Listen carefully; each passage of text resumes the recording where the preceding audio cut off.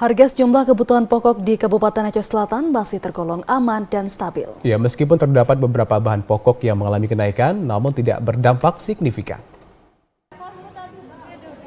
Dalam upaya mendorong daya beli masyarakat tetap terjaga dan stok ketersediaan pangan aman, Dinas Pangan Kabupaten Aceh Selatan gencar melakukan peninjauan guna mengecek harga dan ketersediaan bahan pokok di Pasar Impres Tapak Tuan.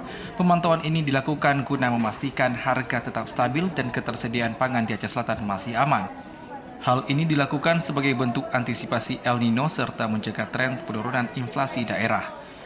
Enumerator panel harga pangan Dinas Pangan Aceh Selatan Irayati yang dijumpai saat melakukan pemantauan harga mengatakan untuk saat ini ada beberapa komoditi mengalami kenaikan harga namun tidak terlalu signifikan. Dalam saat ini belum ada kami melaksanakan puasa murah. Insya Allah mungkin 2 minggu ke depan kita akan melaksanakan puasa murah untuk masyarakat. Tapi memang kondisi sekarang pasokan itu tetap stabil.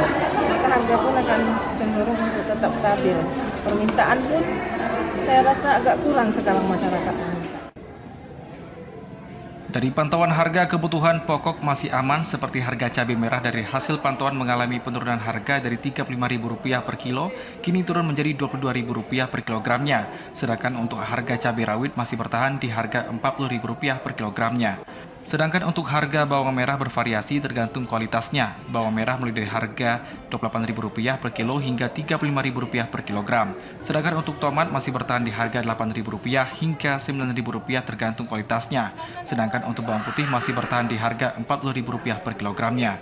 Namun untuk saat ini harga sejumlah komoditi masih tergolong aman, tidak terlihat adanya harga kebutuhan pokok yang naik secara signifikan, masih stabil dan ketersediaan pasokan juga masih terpantau aman. Dari Aceh Selatan, Asruliadi, TVRI Aceh melaporkan.